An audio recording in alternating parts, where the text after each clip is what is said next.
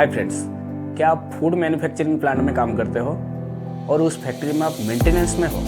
तो फिर ये वीडियो आपके लिए है, क्योंकि यहाँ आपको कोई भी पैकिंग मशीन का मैन्युफैक्चरिंग से प्लांट में उसका इंस्टॉलेशन और उसके बाद का मेंटेनेंस देखने को मिलेगा। मेंटेनेंस मतलब सिर्फ मैकेनिकल नहीं, मैकेनिकल के साथ साथ इलेक्ट्रिकल का भी पूरा सोल्यूशन मिलेगा। और अगर आप एक ऑपरेटर हो तो आपके फिटर बनने तक का सफ़र में मैं आपका साथ रहूँगा।